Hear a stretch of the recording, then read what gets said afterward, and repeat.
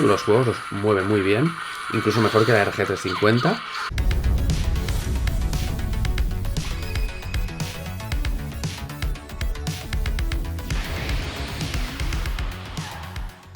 Muy buenas viejuners, bienvenidos a mi canal. Hoy os traigo algo que os va a vaciar todavía más los bolsillos. Se trata de otra consola portátil, la Retro CM3, gentileza de la tienda china King Hank. Y bueno, esta consola tiene una peculiaridad, se pasa por la piedra a la RG350 que os enseñé semanas atrás. Es una consola bastante más potente. Así que bueno, en este vídeo os voy a hacer el análisis y vamos a destriparla para ver qué lleva dentro para que sea tan potente para mover plataformas como las mueve. Venga, vamos para allá. Como sabéis, en el canal he traído infinidad de consolas portátiles para emular plataformas retro, todas ellas de diferentes tamaños y formas, así como de diversos precios, desde los 30 euros más o menos que vale la BitBoy, hasta los 80 de la RG350, que es la más potente de las que he traído hasta el momento al canal. Os dejo aquí arriba un link de la sección de reviews de consolas portátiles que tengo en el canal, para que os la miréis si queréis. Lo que os traigo hoy es algo un poco diferente, tanto a nivel interno como a nivel de precio. Se trata de la Retro CM3, una consola que incluye dentro una Raspberry Pi 3, pero en un formato que hasta ahora no os he traído al canal. Es una Raspberry Pi en formato modular, consiste en una Raspberry Pi que va en una tarjeta SODIMM, como si fuera una memoria RAM de un ordenador portátil, y que además no lleva ni puertos USB, HDMI, ni siquiera Wi-Fi. Es curioso, es un Raspberry Pi pelado, solo lleva el SoC, el procesador y la GPU. Esta modalidad de plaquita está orientada a proyectos de cacharreo que tengan poco espacio y que con Raspberry Pi 0 se queden cortos a nivel de rendimiento. Por supuesto, en el caso que necesitemos Wi-Fi, red o algo más, la placa de circuito donde conectemos este módulo tendrá que tener lo necesario para dar dichas funcionalidades, como es el caso de esta consola Retro CM3. Luego lo vemos cuando la desmonte. La consola que os muestro hoy me la ha cedido la tienda china King Hank. Como se puede ver, la consola no viene en una caja premium, viene en una caja de cartón. Viene con un cable USB, unos auriculares, el imprescindible manual y de regalo una Game & Watch chinaca muy simpática que se le dará a mi hija para que juegue con sus muñecas. La consola viene en esta funda de protección y una vez abierta aquí la tenemos. Lleva un plástico de protección que retiraremos de la pantalla para verla perfectamente. Para empezar vemos que tiene una cruceta que es normalilla, aunque un poco mejorable. El analógico típico de las consolas chinas, que no tiene una mala movilidad, pero el tacto es muy rugoso.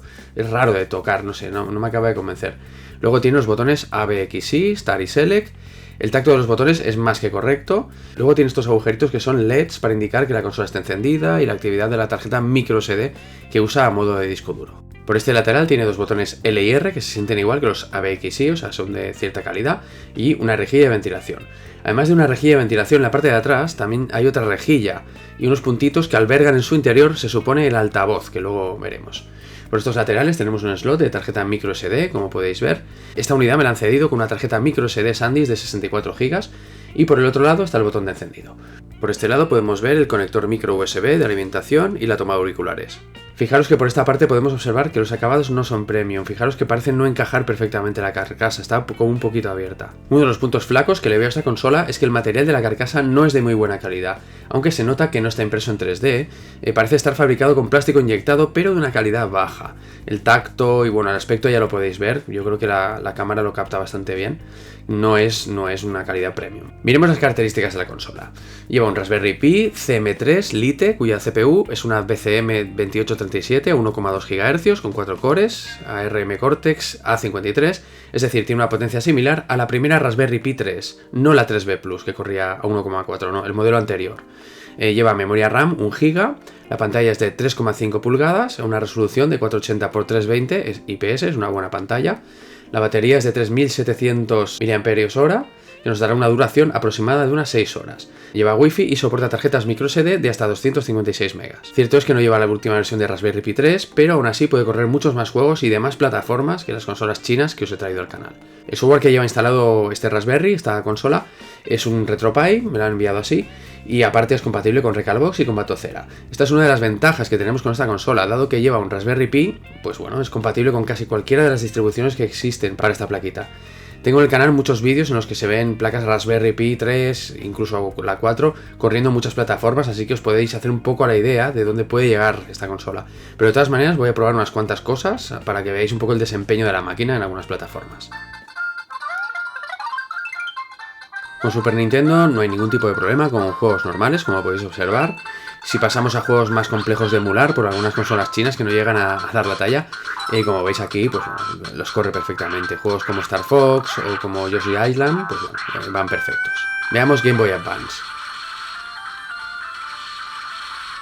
Como veis lo corre perfectamente, no hay ningún tipo de problema. Pensad que RetroPie es un sistema de emulación para Raspberry Pi que está muy pulido, lleva muchos años y bueno, es normal que la mayoría de las plataformas que es capaz de emular lo haga bastante bien. Pasemos a ver juegos arcade, por ejemplo. Todos los que he ido probando me han funcionado bastante bien, o sea, van perfectos. Lo que sí que noto, ya no es de la plataforma arcade, sino en general de la consola, es que cuando llevas un rato jugando, la cruceta se hace un poco incómoda. Pero bueno, me voy adaptando. Veamos PlayStation 1. Como podéis observar, los juegos los mueven muy bien, incluso mejor que la RG350.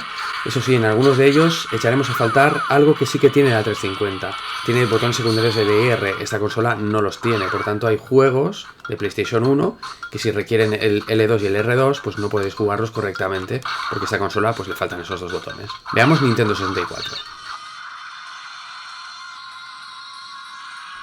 El rendimiento, como podéis observar, es el esperado con un Raspberry Pi.